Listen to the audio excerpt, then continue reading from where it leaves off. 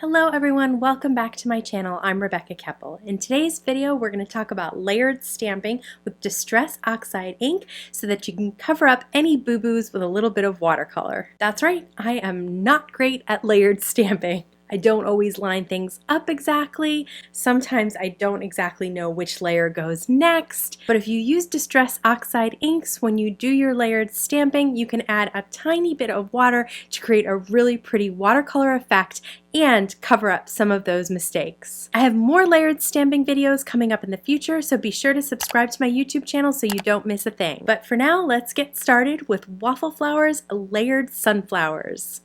This is Waffle Flower's new Layered Sunflowers stamp set. You can see there's a main image with 2 sunflowers and lots of little layers to stamp the smaller flowers and leaves in different colors.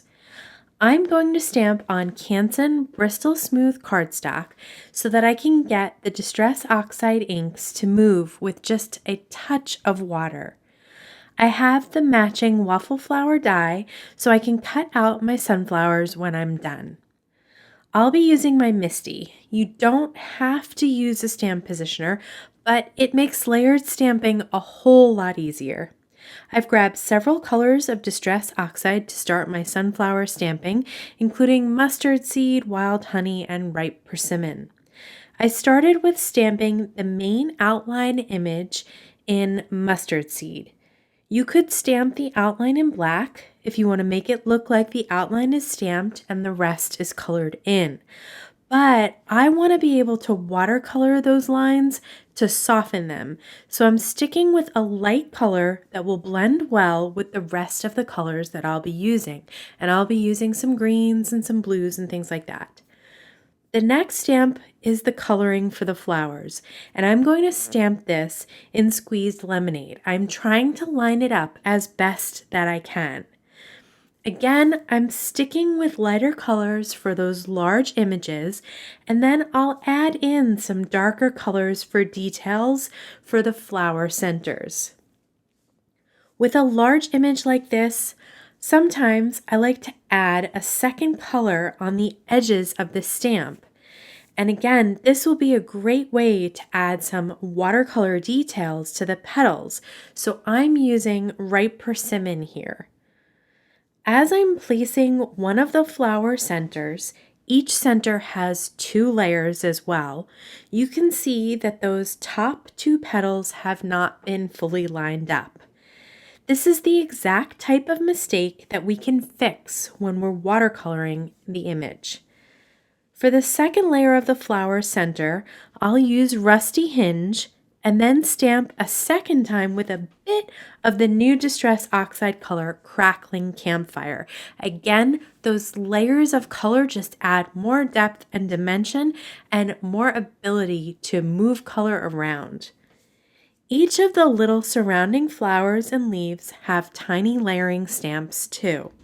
For the leaves, I'm adding MOWED Lawn, and for the tiny buds, I'm using Speckled Egg. Even these tiny stamps can be a little tricky to get lined up perfectly.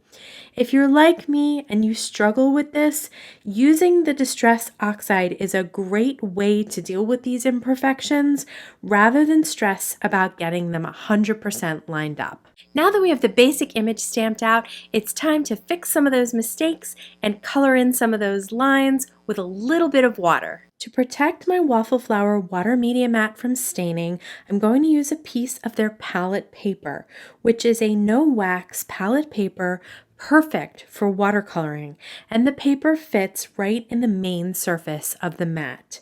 I'm going to smear a little mustard seed, twisted citron, and speckled egg on the palette paper, and then spritz it with a few drops of water using my Distress sprayer.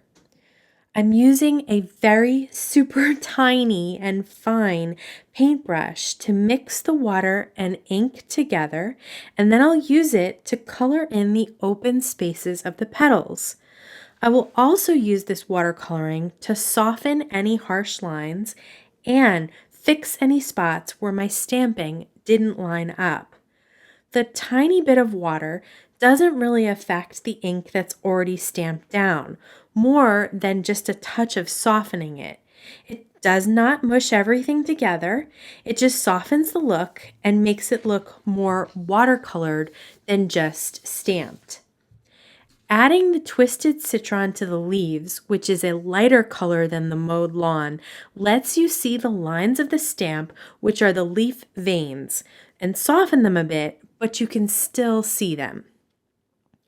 I added a bit of salty ocean to brighten up the blue flowers just a touch because they looked a bit drab next to that bright duo of sunflowers. At this point, you could say this is enough, but I thought a few more touches would really fix up those lines where my stamping was off. So I swiped a little bit of ripe persimmon and added a few drops of water, and I'm going to add back in some details and lines that got softened by the mustard seed watercoloring. I'm adding some thin lines and texture to the petals by simply following the lines of the stamp and bringing them a little further out towards the center of the petal. Now, for those petals that were misaligned at the top, I simply outline the tips of the petal a tiny bit and rework the outline to be outside my mustard seed stamping. So it looks like I got the alignment perfect. This was another reason that we added that touch of color to the edges. Just by adding these thin, delicate lines, I'm adding in additional texture to the petals while at the same time making it a lot less obvious that I did not get my stamping 100% perfect.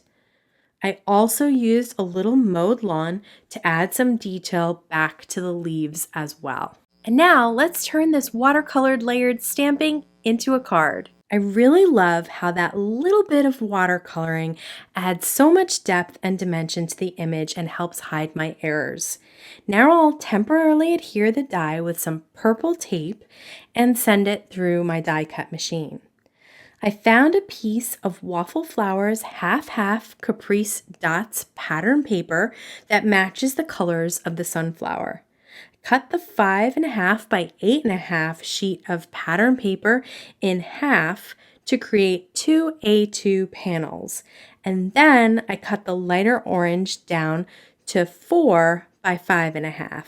But I needed to cut a bit more off so that you could actually see a line of dots on each side of the panel. I wanted them to be clear so you could really see them.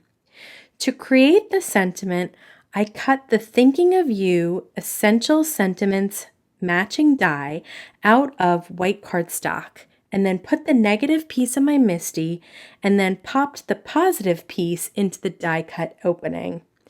Then I laid the stamp down on top, treated the paper with anti-static powder, and then stamped the stamp with Versamark ink. Then I pour Gina K's rose gold embossing powder on top and tap off the excess. I hold it in place with my tweezers on my water media mat, which is heat safe, and heat set it to melt the powder.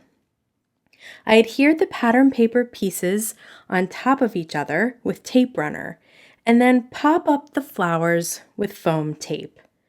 I also cut little bits of foam tape to fit behind the sentiment and popped that up as well. I used tape runner to adhere the entire panel down to a top folding white A2 note card. I decided to add some shine, so I'm using my Studio Katia embellishment wand and some Ultra Bond liquid glue to adhere Lucy's Cards matte gold sequins as embellishments. And to top it all off, I added some of my favorite Waffle Flower Clearly Enough clear enamel dots too. I never like to get rid of a stamped image, especially when I've stamped so many layers like this. So I love a technique like this to help hide my stamping mistakes so I can continue to turn it into a card that I love. If you want to check out the new Waffle Flower supplies that I used today, they will all be linked down in the YouTube description box below. Being able to fix up layered stamping mistakes is one of the many reasons that I love Distress Oxides. If you want to see more videos featuring oxides, check them out over here. If you like this video, please give it a thumbs up. Don't forget to subscribe to my YouTube channel and hit that bell so you can be notified every time I have a new video available. As always, I want to thank you so much for spending time with me today. Please stay safe, stay healthy, and I'll see you again soon.